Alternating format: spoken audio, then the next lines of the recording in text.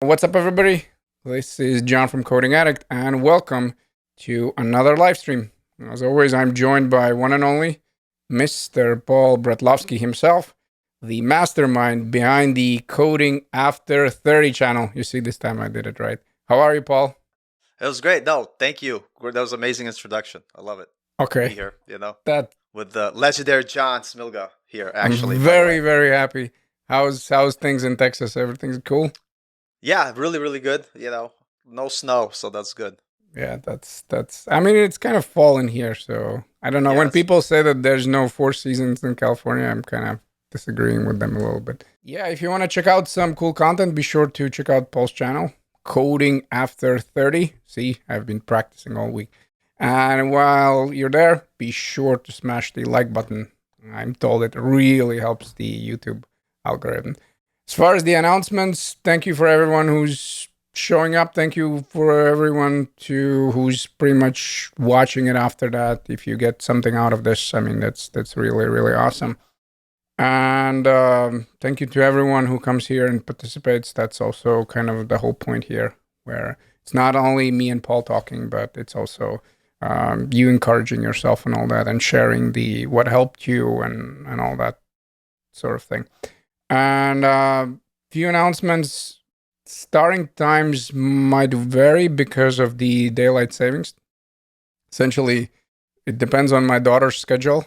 I mean, she's not really cooperating, but the idea is that either we're gonna start at 7 or 7:30. So, I mean, I know it's kind of sucks that I cannot give you the exact one, but most likely it's gonna be 7:30, but it might be 7. It really depends. We also decided to cut it shorter, so it's going to be only 1 hour. But the upside is that the audio is going to be better because we noticed that there's a little bit less questions, so there's no point to really stretch it out. And also, as a bonus, since it's not going to be as long, we'll make it with the better audio. Now, it's not going to be for the ones who are listening to the live stream, but the ones who are listening later, you should notice a better audio because we'll basically take our local ones and we'll add it together and all that. And like I mentioned before, the main theme, the one we'll cover, is going to be as a separate video on Paul's channel. So once he publishes, I'll leave the link somewhere here. And do you have anything to add, Paul? From No, you? that sounds good. I think Power Hour is really good because that way we could be straight to the point. Everybody who comes here could ask really good questions. It'll be great. Power hour. I like Power I Hour. like That's that. we gotta I do. like that approach. Because Power hour. Yeah. like I was thinking about it. It's like we could all talk for hours and hours and hours, but at some point people gotta code, right? They gotta Yep. go code. They gotta Yep. I build something. mean, So I think we'll value their time. yeah, That's what we we can we do. can share whatever tips, but at the end of the day, you need to implement them. There's really no other way around it. We'll start with the weekly tips and fails, where we share tips or fails that we had, and maybe that you'll find them useful. I had a very interesting one. So this week, I was building the MER project, basically the first project of the course, and I was using React Router 6, but I was using beta because it wasn't still officially out. So I was working on it, blah blah blah, set up everything. And for those of you who know, usually when the versions are released, it goes something like there's an alpha, which you know that a lot of things are going to change, then beta, that's technically way less, and then you have a stable one. So sometime during the week, I think last week it was pretty much by the end of the week, the React 6 comes out, the React Router 6 comes out, and all that. I'm very happy. I set up the tweet, and of course, I don't check the docs. I'm like, okay, I'll do that later because my assumption was, well, since I'm using beta, I mean, a lot of things should be pretty much the same, and I even include like two screenshots of my application, what I'm doing nested routing and all that. And of course, the moment I tweet and everything, I go back to their docs and I take a look at a lot of things. Pretty much everything that I It's shared different, was yeah. useless. So, point of the story: always read the docs first. Okay, so that's what I did. I went back, I read the docs. I actually prepared a tutorial. I'll be probably releasing the video sometime during this week. And I also, of course, refactored my application now to the actual stable one. What about you, Paul? I mean, nothing too crazy, except I was working on these features in development environment, and then I make it work in my development environment. I push all the changes, and then I go to the deployed portion of it, and whenever I run the test, like try to send an email, whatever, it keeps showing up localhost. And like stupid me forgot to change the proper env file to make sure that when you deploy it, it points to all the deployed settings rather than your localhost settings. So even like after doing this for a while, sometimes you just forget the simplest things, and it's just what are you gonna do? Yeah, That was it. no, Check your stuff, you know. those bugs are the best, especially if it takes longer for you to notice them. And then, so Yeah. was that a Strapi, the folder, or just in general the React one where it was the env? It was in the Strapi one. So in Strapi, in my local development, I pointed it to localhost, whatever Strapi, like / whatever. But our deployed application has a different URL, and I just never added it in the production env file. And so, just wasn't working because it was never hitting the endpoint because I never pointed to the right one. So yeah. Yeah, this has But been it's with me countless times with auth0, and pretty much it's a very popular question in my courses as well, because in the React course we build with auth0, and pretty much every time you set up any kind of new URL, meaning you go from localhost to production, you need to add that to the list, and there's separate videos for that. And but I don't blame anybody, because myself, even every time I go back and I change something, maybe I change the URL, every time it takes me like 5 to 10 minutes to be like getting this error, and then I'm like, oh wait a minute, I didn't add it to the URL. So that's pretty common when it comes to those sort of things. And yeah, our main theme this week is the power of saying no. And we're really excited about this one because this is one of those things we have literally 2 or 3 weeks. We were talking about it like back and forth. We were like, every week when we talk, we were like, oh yeah, like this hour worked for me, and this is why I think it's important. Now we did postpone that because we wanted to add some other things as our main themes, but yeah, we're really, really excited about this one because I think for both of us, it was kind of a major thing of just kind of understanding the main principles behind this idea. And this original idea actually comes from Atomic Habits by James Clear. It's a very, very good book. If you can read it, I definitely suggest. And actually has the newsletter, and the blog post, I guess, for that newsletter is the ultimate productivity hack is saying no. And I'll leave the link in the description so you can always go back. And before I go any further, I don't want to speak for Fall, but I want to make it very, very clear where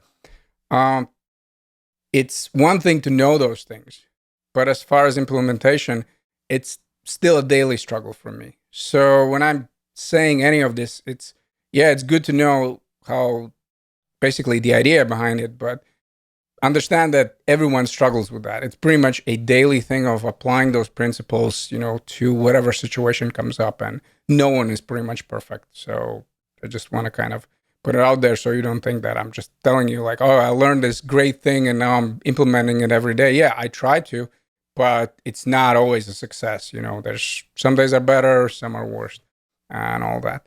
And effectively, I'm not going to read the whole newsletter. I'm just going to give you kind of the main topics.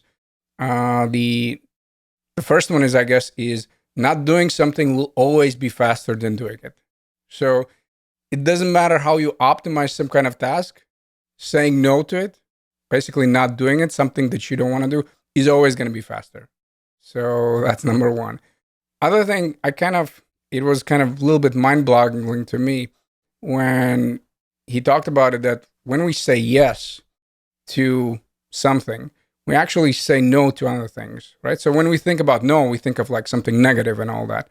But what you need to understand that when you're saying no to one thing, you're just saying that to one thing. But when you're saying yes to, I don't know, again, something that you don't want to do, but you're being polite or whatever, at the end of the day, you're saying no to a lot of things that you might want to do at that time. So that's also something that was very, very interesting to me. And when you're saying no to things, you're actually guarding the time, which is the most important asset in your life. Otherwise, people and meaningless activities will essentially steal it from you. So those are kind of the things that my main themes from that article. And again, I'll leave the link. I strongly suggest going and reading it. It's not that long and all that. And the two main areas where the ones that we want to talk about it in this one, in this live stream, is essentially saying no to other things in order to get the coding. So that's the first part. And then staying focused on a goal while you're coding. So, and I guess we'll start with saying no to other things in order to code. And for me, it's definitely starting with priorities, right? So set the priorities straight, and then you can start making a schedule. So for me, it goes family and close friends. And again, close friends are debatable. I mean, not everyone is a close friend, but all that. But that's my top priority. Then comes coding, then comes my hobbies, and then the rest of the things. Now, it is definitely much easier because I do enjoy coding. If you would basically tell me to put something that I don't enjoy doing, then probably it wouldn't be second. But since I do enjoy coding, yeah, family comes first and all that, but then comes coding, and then somewhere at the end comes the Netflix and all that. I set my schedule based on that. And yes, if you have more kind of things to worry about, it's much tougher if you have full-time work. It's much tougher if you have a family, but you will have to say no. Essentially, that it comes down to. If you have like certain amount of time, it's not infinite. You'll have to learn how to say no to specific things in order to, accomplish your tasks. Let me give you an example.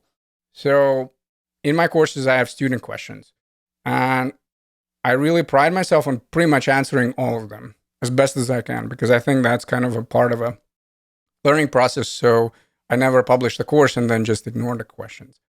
But I only do that in a specific time of the day, usually in the morning. I get it out of the way, and then I pretty much wait till the next morning. So I don't let this kind of dictate my schedule. Let's say if I have a certain time, then I'm going to spend such and such. I answer the questions, and then I move on. And I have very strict rules when it comes to actually project customizations and personal projects for the students.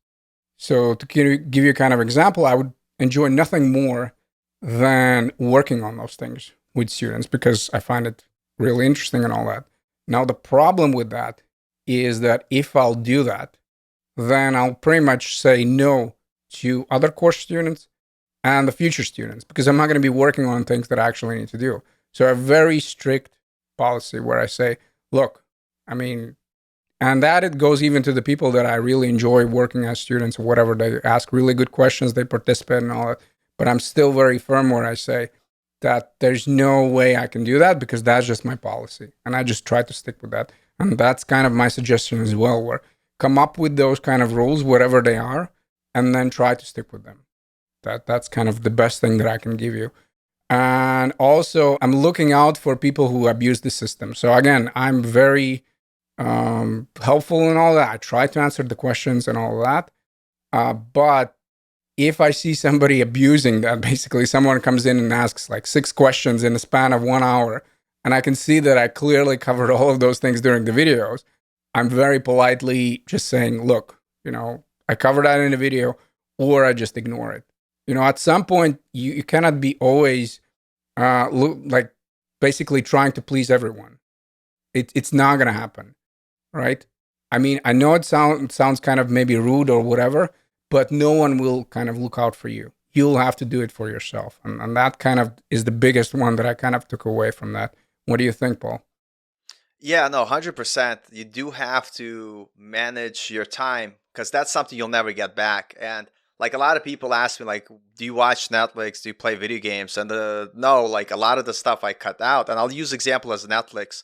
So certain things like coding, I want to make sure that I do it every day. When it comes to Netflix, I actually batch that like every 2 weeks or 3 weeks. I'll literally stay up. Don't do this, by the way. I'm just telling you guys. I'll stay up 8 hours the whole night and watch a whole season of shows. And that way my Netflix like thing is done and I don't have to do it for the next 3 weeks. I mean, that's like an extreme example, but like you can't, like to your point, you can't do everything you need to do. And a lot of people don't know this about me, but I used to do Brazilian Jiu-Jitsu. That was a big part of my life. It's how I made my money in the past.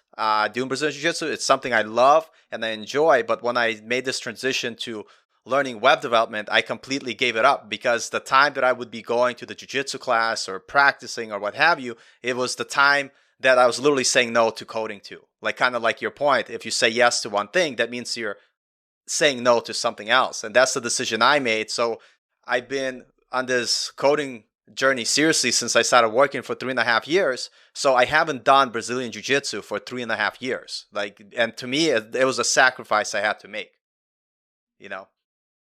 Yeah, that's a very, very good point. And another thing that I want to talk about is staying focused on the goal while you're coding.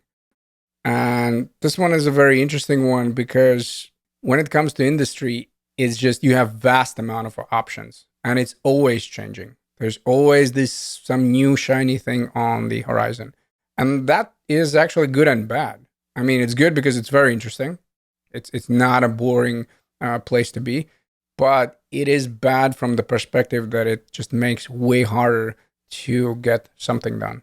You'll be easily overwhelmed, and kind of my best suggestion for that is deciding on your goal. So come up with the goal. Is it to get a job? Basically, get into the industry. Is it getting better at your current job? So let's say you want to get your skills up, get that promotion, all that. And as an example, my current goal is to build cool and complex full stack apps. And once you get the goal, plan those steps, plan what you're going to do.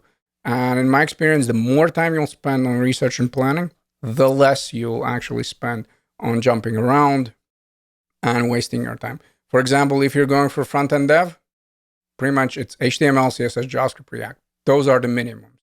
Other things like CSS frameworks, like animations, charts libraries, state libraries, and all that, you can focus on later. Just get comfortable with minimum. So say no to all of the shiny things that are being basically thrown at you and just stick in the lane and continue going. And you can learn those things. You can learn those whatever chart libraries or whatever in the next iteration. So get the basics out of the way and then decide, okay, so I want to upgrade my skills with this. And then you can do another iteration, another plan, and basically repeat the cycle. Otherwise, you're just risking of drifting from one blog post and Twitter guru suggestion to another one. To give you an example, let's say for full stack apps, for frontend, you can have React, Angular, Vue, and I have another long list. For backend, you can have Node, Python, PHP, another long list. And I'm not going to get into even nitty gritty CSS versus Sass and all that. And regardless of which goal you have, you need to understand that the amount of work is pretty much massive. That's just the way it is. And if you'll be jumping back and forth, you won't get anything done. And as I'm currently building, let's say, full stack applications with Mern, which is MongoDB, Express, React, and Node, I picked React because that's where I learned first. So I didn't really see any point of jumping around. I picked Node because I'm already familiar with JavaScript. And as far as database, for now it's MongoDB because the learning curve is smaller. But I do plan to pick up SQL and then build project with Postgres. Why? Well, because a bunch of companies are using it in the industry. So that was kind of my plan that I laid out. And again, the main point here is that once you set up the plan, once you decide what are going to be your steps, then you need to be very diligent of just saying no, right? I also enjoy reading blog posts about, let's say, the next great thing, whether that's CMS or whatever. But I don't spend the rest of the day then trying to implement that. I'm like, look, this is my goal. This is what I want to get. Yeah, it sounds like a very great thing. Yeah, it's probably, might be revolutionary. Who knows? But at the same time, it doesn't help me to get where I want to go right now. So that's kind of how I approach as far as just saying no to all the noise. What do you think, Paul? Yeah, that, believe it or not, was the biggest time waster, which wasted years because, and I've said this before, when I started to learn HTML, CSS, and JavaScript, I was like, well, how do you do this in Ruby? Or what is PHP used for? Where's Python? And you just hop from one thing to another thing to another thing. And at the end of the day, you never get anywhere with the stuff you're learning. So initially what I decided, I was like, okay, let me just do JavaScript and React. And that's what I committed to until I got a job. But I still sometimes would get distracted. I'll be like, oh, I wonder how to make a video game with Unity. And then I was like, look, making that game with Unity is not going to get me more money at my job. It's not going to help me grow as a developer in the place I'm working. So even that I had to say no to. And now, like, anything that I do, it either revolves around JavaScript, React, and Node, because those are the things that will help me get more money at work. And so I try to focus on, with the limited time that I have, where could I spend my time to grow my value to the company where I work. And so now that's how I decide stuff. Like I still like I'll give an example. Today I went online and I was like, well, how do you make a web server with C? Like it sounds like maybe they'll be cool to know, but it's completely irrelevant for me.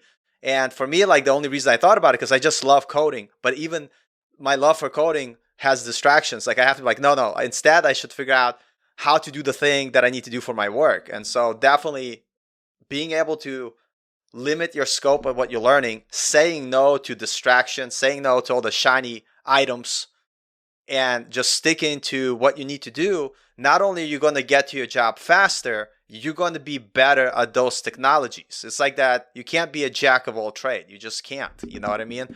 And, and like I mentioned this before, but you see it in your courses. You decided to teach certain things because you wanted to make sure that the courses you provide, they're the best courses for those technologies. You're not teaching PHP, you're not teaching Python, and I think that's the most important thing for people. Have direction and say no to anything that doesn't bring you closer to your goal.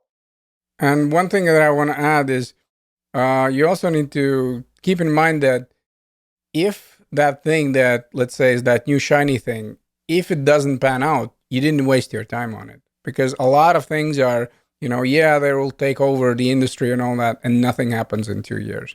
So you're actually saving yourself time on just kind of sitting on the sidelines a little bit and being like, okay, you know what? I still have this plan.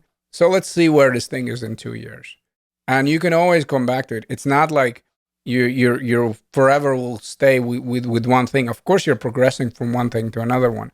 But I just, in my experience, it's way kind of, if you make a plan, it just kind of, it helps you in the long run where you can build on a knowledge you already know instead of just jumping around.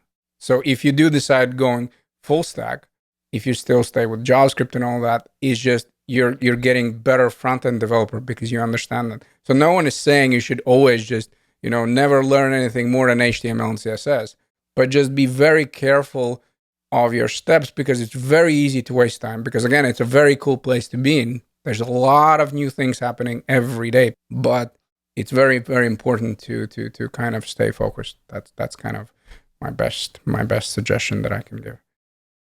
Yeah, no, 100%. Have to, you can't do everything in life.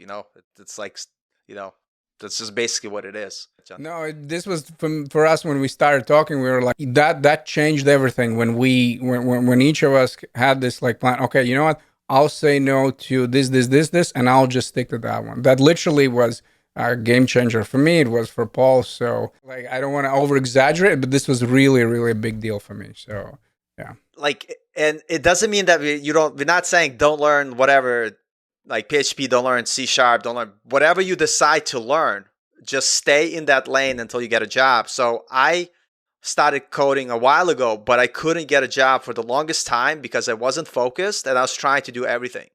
And it's only when I decided, in my case, learn React and JavaScript. I wasn't even doing backend development. I just I'm going to focus on React and JavaScript, HTML, CSS, obviously that's a given, and build projects and just try to get hired. And that I just kept doing that until I got hired. And then this girl that I coached, she kind of was learning everything. And I said, listen, just get a bunch of John Smilga courses, do React and JavaScript. This wasn't planned, by the way. No, but I'm not like, if you call her right now, she will tell you she got your course.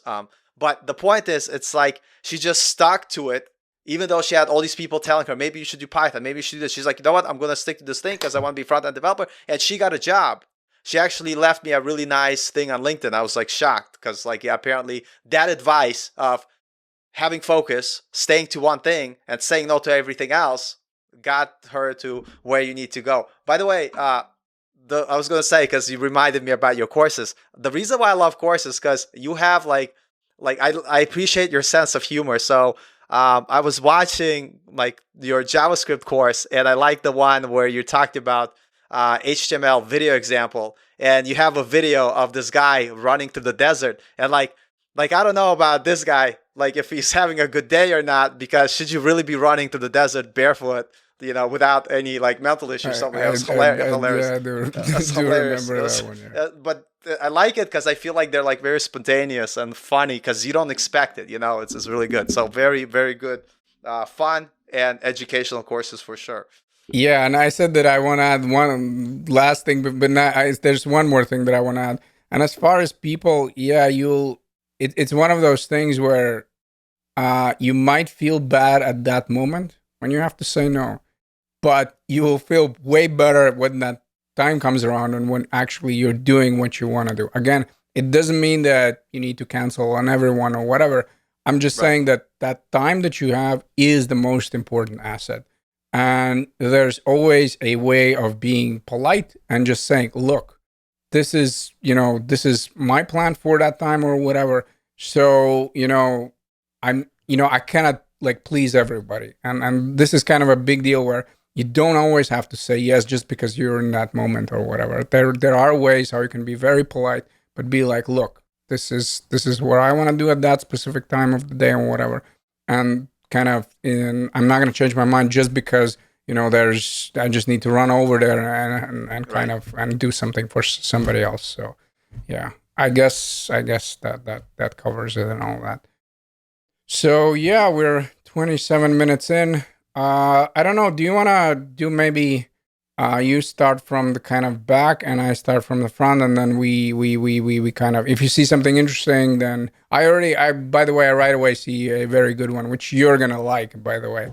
Yeah, Uh, let's do it. as a side note, if you want to have a good question, ask about Strapi. Paul is like, he's actually, you know what? I should suggest you as that developer advocate for Strapi, because like when we first started talking, I wouldn't say negative. That like there's certain things that about Strapi that do like little like bug me. Let me put it this way, right? But Paul has always been very polite, but he's always been like, no man, you're wrong about Strapi. So he should definitely be the developer advocate for them. So let's not get carried away, but like Strapi is good for what it is. And like a pro tip, like I would say, and Strapi, by the way, because it's open source, you could literally write whatever custom code you want to make it do whatever you want. But what I would say, if I were to give another pro tip, understand what the CMS was built for and understand its limitations, and know the scope of your own project. So what happened in our case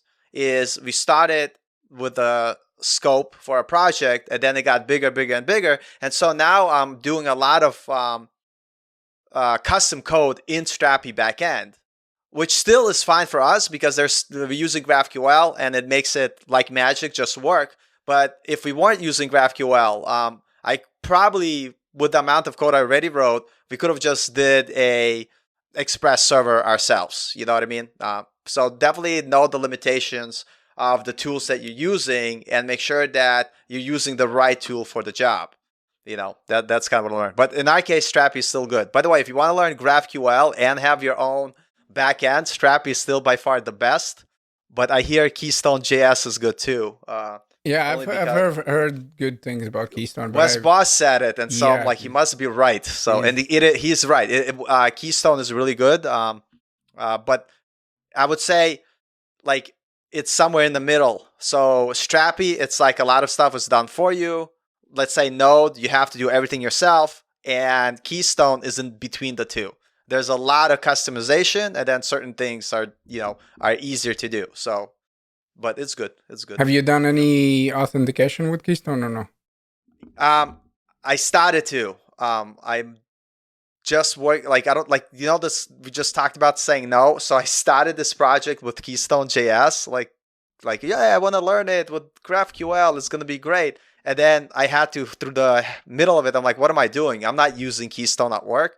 Like, it's cool and nice. So I had to say no to it. So I kind of stopped this project and I'm back to using Strapi. But it's very straightforward authentication. Yeah. It's like the documentation is great. It's really good.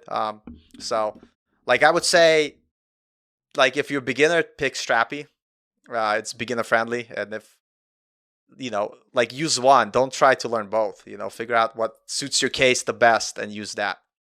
So we have JSON versus no, sorry, Jason versus JSON. He's actually he always leaves very nice comments and all that. So thank you for, first of all, always being here, and thank you for all the positive feedback that you leave after that on the channel. And he right away kicks off with your questions. I'll start with the second one because I think it's going to be more straightforward, and then it's going to be your favorite about the Strapi. That sounds good. I've grown to like the look of the coding without semicolons. Should I use them in my portfolio projects? Do you think the employers would care about something like that? I say strong no. No one, like, I don't think that anybody, unless there's some. Let me put it this way: if somebody really cares about that, I probably wouldn't want to work for them in the first place. What do you think?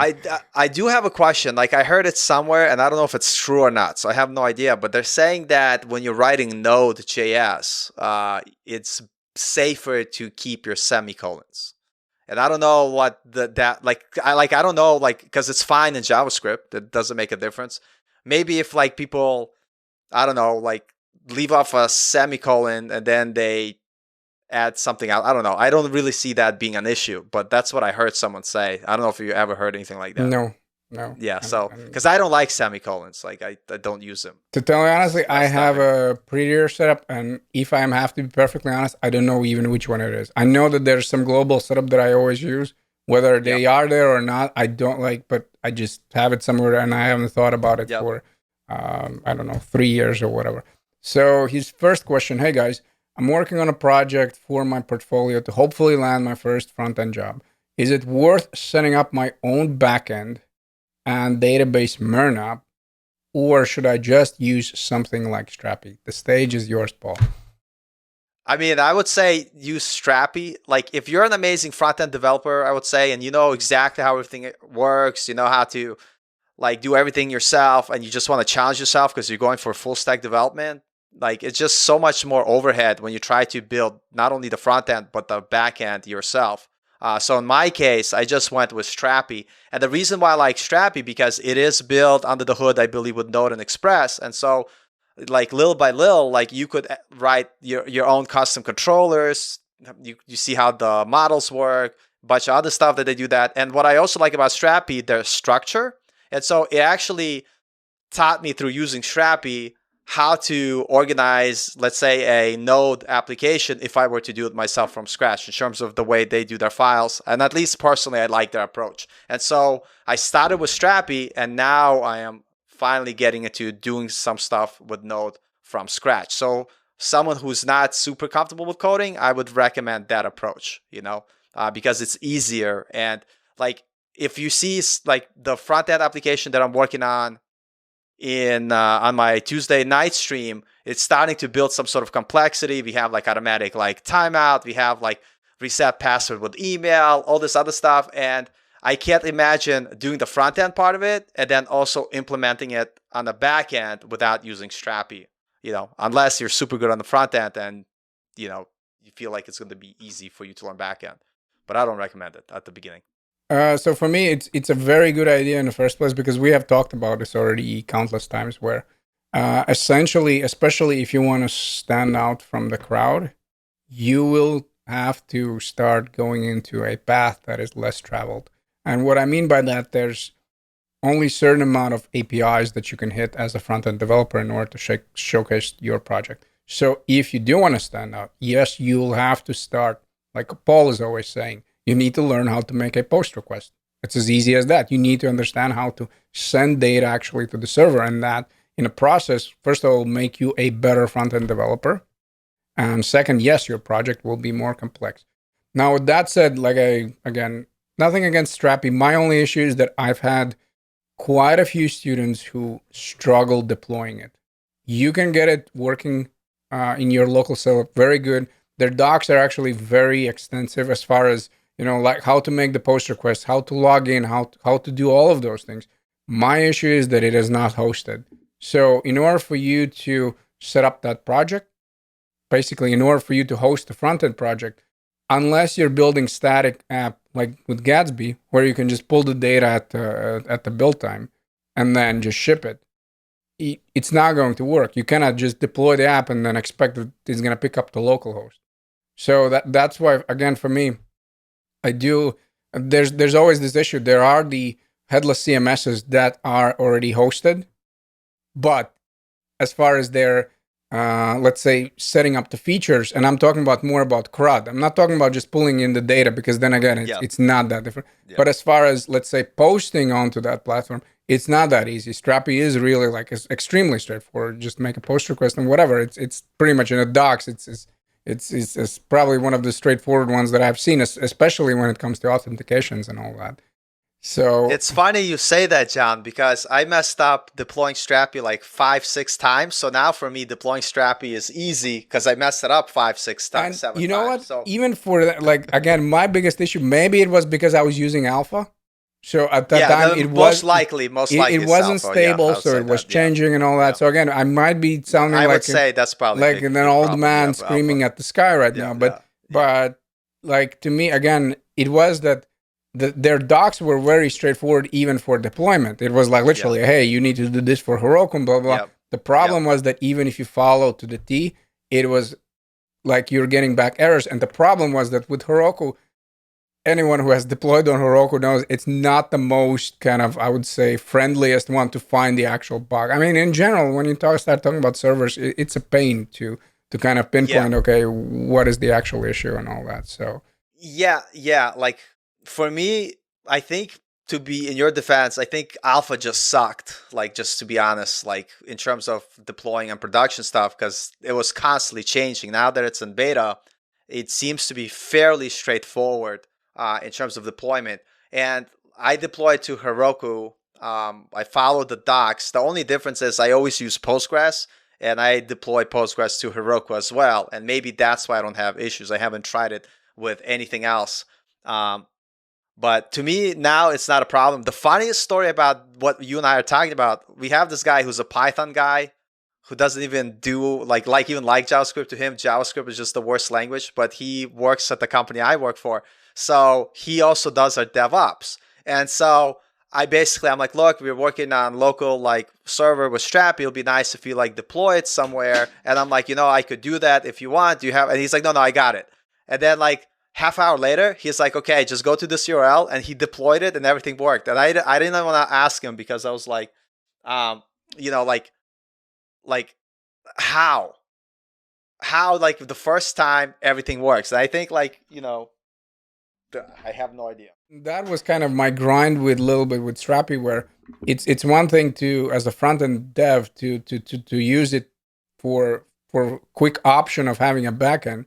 But if I have to spend my weekend understanding how to deploy it, if I ever need to, then kind of that doesn't go hand in hand. Then I rather even pay for something that is on a cloud, but I don't have to worry about it. Again, I would just be very careful, where I had students where they built pretty complex app on local with logging in and all that, and then when it was time to deploy it, then nothing worked, and they were frustrated, and there's nothing really I can do, because again, I can just magically go and fix their Heroku setup and all that. So that's kind of something that I just want to mention. Hopefully that helps. We have Tammy. Hey Tammy, how are you? So we have Andrew. Nice to see you, Andrew. Thank you for all the work that Andrew has been promoting me on Twitter. Yeah, he's the best. Thank you very much for all the heavy lifting. Yeah, every time there's someone with a question, he always jumps in and all that. Thank you very much, Andrew. I really appreciate that. We have hello from Egypt. Hello. What else? So I see a question from, well, not more like a question, I guess it's a question from a fellow YouTuber, Web Dev Junkie. He does a lot of JavaScript stuff. He says, I haven't used GraphQL professionally yet. Would you say it's a little bit better than REST, a lot better, or just another approach to talking with a server? Just as much as I love Strapi, I love GraphQL. So I'm just going to say I'm biased at this. To me, GraphQL from the front end, in terms of consuming, is the best. It's the best because you get all the information you need and you only make one API call. Where in REST API, you would have something like users, likes, projects, and then you have to make a bunch of API calls to get that relevant data. The place I would say GraphQL is tough is when you're making the backend yourself. It's a lot more code than if you were to do the same thing in REST. So to me, GraphQL is amazing. If you want to try it on the front end, I would say Apollo client is the easiest way to get started. Have you had a chance to use it yet, or? No, Yeah, that's the it's thing good. where I'm again. I have the path. I started with I wanted to really understand and basically use REST, and I was kind of what, I'm not going to be jumping around. I'll make that one first, and then yeah, that is definitely on the list. But Yeah. when I'm going to get there again, I was very happy with Gatsby that I needed to learn that basically. So I do understand the idea of like basically consuming it, but Yep. as far as the back end, no, I haven't got into it, and I do agree with you where it was kind of yeah, having that kind of just being very specific of what you're looking for does make things easier. You literally just set up your query and you're good to go. You just grab It the data. it's so funny. We always say saying no. So I said no. I would never use Gatsby because I'm like it's either React or Next.js. So I keep forgetting that Gatsby does use GraphQL. And last point you made last stream, you said if someone wanted to kind of get into it and get a feeling for it, that's actually a really good way of doing it. Is building a Gatsby project. That's a good place to understand whether that's for you. And as far as front end, it is a little bit of a learning curve, but it's not as much like again as far as the GraphQL part. It's very straightforward in Gatsby. And then once you learn that, it is something. But again, for me, I didn't see the point of building my backend with the GraphQL and all that. Just didn't Yeah. didn't seem the didn't seem like it makes sense. We have Tammy, like I said already, hi and all that. Guys, Arizona doesn't go on or off daylight savings time. Right now it's 8:30 p.m. my time. What time is in? And actually, why am I not doing this? What time is in California? It's actually 8:14 p.m. What about you, Paul? 10:14 10:14. So p.m. 2 hours difference from California. yeah, I wish I would live in Arizona at this point. I cannot stand daylight savings time, especially with Yeah. the toddler. It's like Yeah. it's pretty annoying. Okay, we have a bunch of hellos. When we'll complete the Node.js tutorial? Look, it's like 32 hours already. There's gonna be. I'm working on a MERN right now because I do wanna. There's some things that I still want to add, but I want to build the front end first. Basically, I don't want to just build a back end, and then go back and start working on the front end, and then realize, hey, this feature actually is not implemented as great. So my decision was like, look, I'm gonna go right now and build both, where I have the back end and the front end, and then I'll swing back and eventually add some more. But in my opinion, it's already again. There's gonna be 2 more hours for sure where I'm gonna add sessions. That's a little bit separate. Doesn't need a front end and all that. But the rest of the stuff, it's 34 hours. There's gonna be something big coming, but I have no timelines right now. I want to focus on the MERN. Kind of quickly answer that.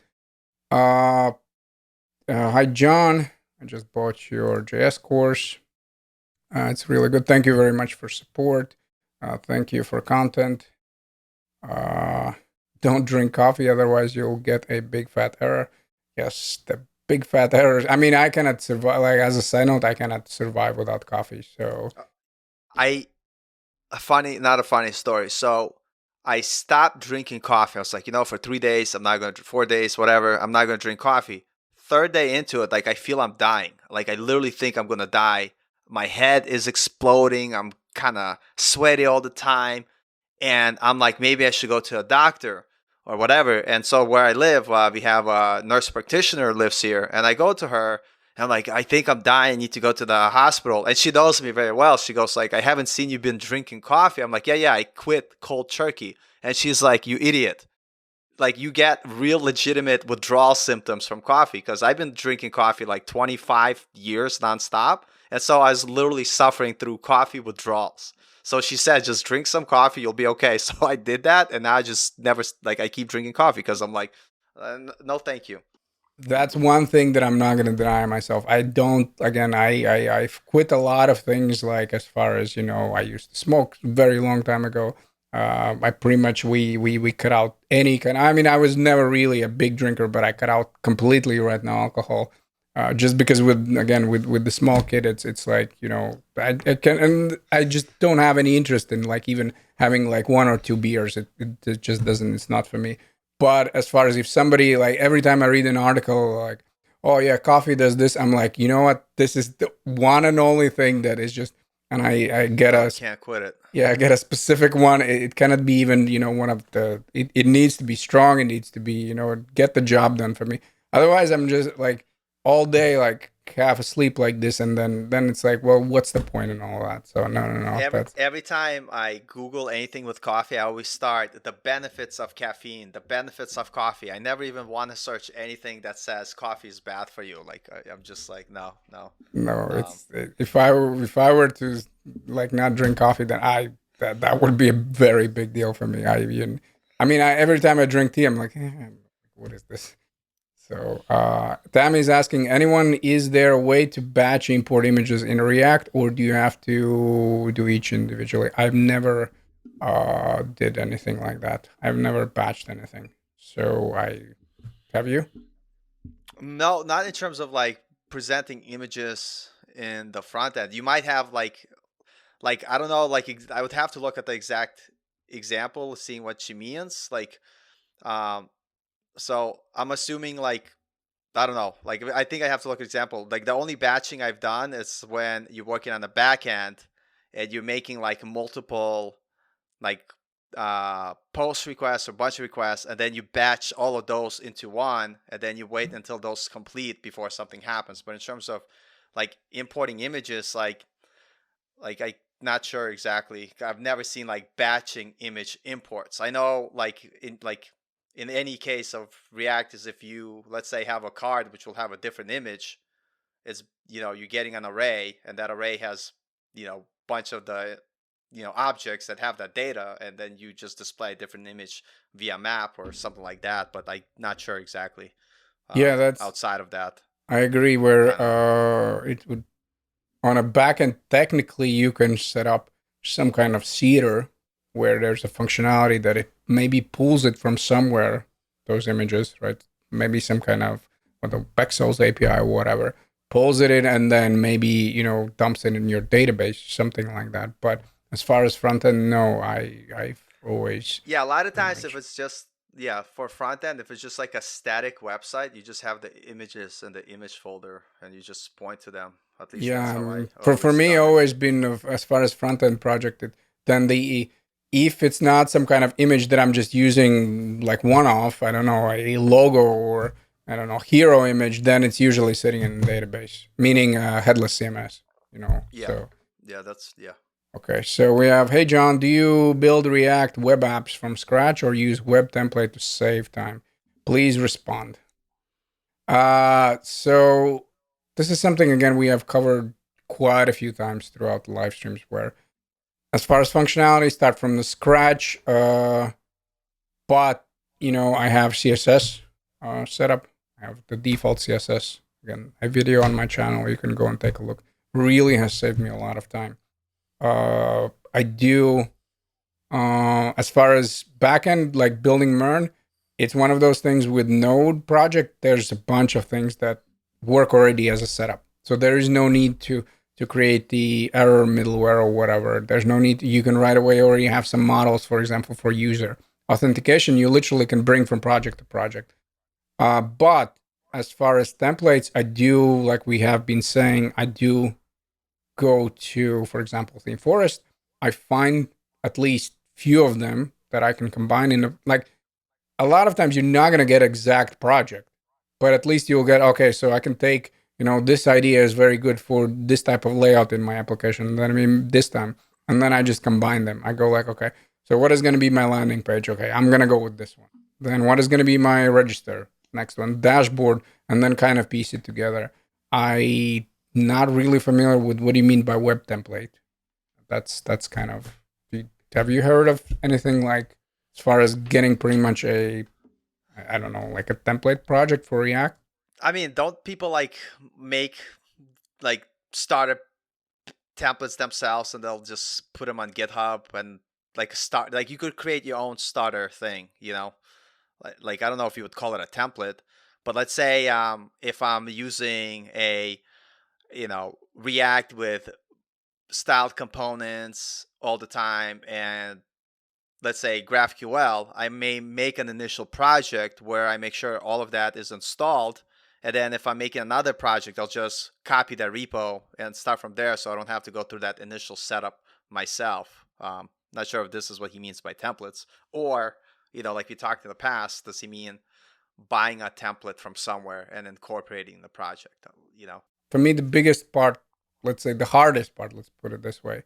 As far as logic, there's always, I mean, sooner or later you figure out whether, how you're going to do something. But for me, definitely the hardest part is coming up with that idea for design, just simply because I'm not inclined in that way. So therefore, for me, looking for those templates definitely helps as far as just the look. And then the implementation, it depends.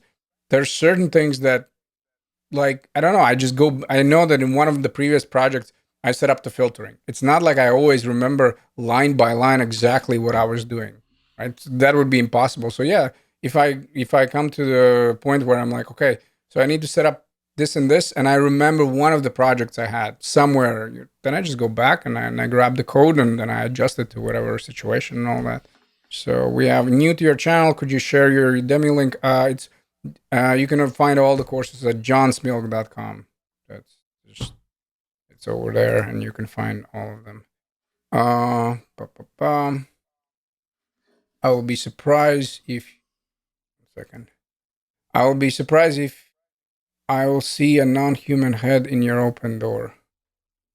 Why it has to be non-human? Okay, let's go here. Much love, guys. Following from Uganda. Hello.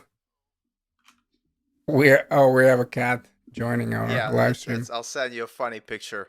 He really enjoys when you're talking, so he's like tentatively watching your screen.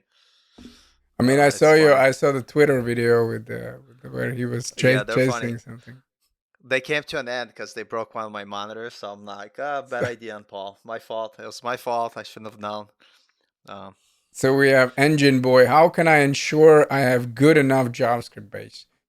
If it's a skills you're talking about, again, for me, it comes down to kind of like what I call bread and butter. Can you set up a fetch call, grab the data, and then display it? That's kind of for me. It's essentials. Like if you struggle with those things, then that's like that for me is a base. Can you grab the data from somewhere? I mean, again, there's tons of APIs that are difficult. I'm not saying that like big part of API is working through documentation. Sometimes you can spend a day just going through of like what they're what is the proper call and all that. I'm just talking about the main idea. Hey, here's the URL. This is what I'm getting back, and then iterate over, display it on the screen, and even though this is probably not the question because it's about JavaScript base, can you display it? Like, I'm talking about just some little bit of HTML, but just in general. Let's say you have a mock-up of how that thing should look like, and then you can display it because this is going to be your job interview. Hey, this is the Figma mockup. Please make it in HTML and CSS and whatever. In React again doesn't change the fact that you need to use HTML and CSS. Can you please that make for us and maybe yeah, fetch the data? What do you think? and I would say that's the bare minimum because like John always hears me complain about my job. How every time I talk to him, there's something more difficult and complex that arises. So bare minimum, like you need to, like we talk all the time, be able to be familiar with enough JavaScript to work with an API and understand at least the concept of CRUD. Maybe if you don't implement the backend yourself, but I think that to me, I'm literally at this point, I'm like, that's the bare minimum you have to know. Like you can't know less than that to get a job. Like I don't think that's that's gonna help anybody. Like that's basically, the least knowledge I think I needed to have in order to start working. What resource do you recommend on getting just enough backend knowledge to get your project up in your portfolio? Your job, Node course by John Smilga is very good course. I know you would never recommend and your own and courses, then but I there, only said because I like they're good courses. It's not if let's be honest. If your courses sucked, I would have never recommended them. You know what I mean? That's would be my number one resource. I know I'm You know, just extremely bad in sales, so I that's okay. never, try not to just, I always avoid those topics. But what resources do you recommend to get just enough backend knowledge to get your, I mean, you would need to be a little bit more specific, because what do you mean by just enough? Like, so you just want to build some APIs? Then yeah, there's tons of courses out there, and my course just focuses on setting up the APIs, and then deploying them. Or are you talking about the actual MERN? The MERN prop, the MERN course is eventually pretty. The first project is going to be out there pretty soon, but I would definitely start then. Yeah, with there's actually free videos on my channel about Node and Node projects, so you can start with those and see whether that's enough for you and all that. I do want to make a shout out to Arthur. I hope that I'm pronouncing correctly. So he was very upset. No, he left a very nice comment, but he's very upset that I'm not doing PHP and Python. But Oh, yeah, sorry. go ahead. Go ahead. No, I want to say to Arthur, it's not like you need to understand, because he kind of left it along the lines that, oh, it's such a shame that you're not carving your own path, you're following everyone else and blah, blah. But it's not Arthur. Like, if I'm not working with those technologies, then it's like, what do you mean by, I cannot just sit Make there a course, yeah. sit by the river and then look the code flow and then just say, oh, okay, I'm gonna make the course. I'm literally the need to switch my entire stack, spend like significant time on building actual projects that make sense, and then I can teach something. Otherwise, it's like, well, I mean, I understand that the problem is, one of the things with PHP when I was learning it for that 1 week, there is lack of resources. That's for all the, let's say, I'm not being negative against PHP, but someone should in that community come up with good resource, because it is an issue where there's pretty much outdated content at the end of the day. So Yeah, I was gonna say Artur also comes to my channel and says the same thing, even though he's a big supporter of what you and I do, which is amazing that he has this passion for PHP and Python, and then doesn't understand why a lot of people don't like. I actually like Python, not Python, PHP. I've done PHP before, but I just like we talked about, you have to say no. So I said no to PHP, like I said no to a lot of the stuff. I don't even do C# anymore. My last job I had to do C#. I haven't learned any of the new stuff, and I don't care for it because there's so much to learn. I know that in my career doing React, JavaScript, and Node, and GraphQL is gonna be enough for me to have a happy career as a developer. And if a company says, "Oh, but we will pay you money to learn this," I'll be like, okay, like I don't mind. Let's do this. Um, so, we have, but that's that. yeah, I Go ahead. mean, this is again nothing against those technologies and everything. And maybe if I were to live in a different part of the world where that was the Yeah, job yep, market, yep, then yep, definitely I would have no yep. problem, just going that route and pumping out courses. But it's unfortunately not the place where I'm at. What are the most useful React hooks to learn? I have only used use state and use effect for the I most have a good part. one. Uh, I'll tell you mine first because I saw that question. I was like, there's got to be a joke in it, and probably nobody's gonna get it. Use Nemo. You I'm know not Nemo. getting it. So Nemo is a cartoon character in one of these Yeah, Disney shows. find So Nemo. Yeah, instead of find Nemo, you say use use Nemo Nemo. because they have use memo or however you pronounce it. So I was like, Yeah. that's a dumb joke, but that's a dad joke for you guys. If you guys are wondering, if you want to know what your life is gonna be when you turn 41, you're gonna be making these type of dad Well, jokes. they should be, or should, or that this is the place for dad jokes. If This if this. I made that, if my daughter saw me make this joke live, she would smack me upside the head right now. She's like, "Dad, you're embarrassing yourself and everybody else." But I don't care. I don't care. Use Yep. Nemo. Use Nemo. That's the that's the hook. First, I just want to say if you already have used extensively use state and use effect, congratulations. Pretty much 80% of your hooks are done. Yeah. In reality, again, And there's one more. There, I use Nemo. No, besides that one, use Reducer. I mean, yeah, no, I mean, I was gonna say like as your apps get more complex, yes, you will be going to use Reducer. Use callback is nice if you essentially just don't wanna deal with the fact that sometimes the use effect complains that the function is changing or whatever. You can just Yeah. know.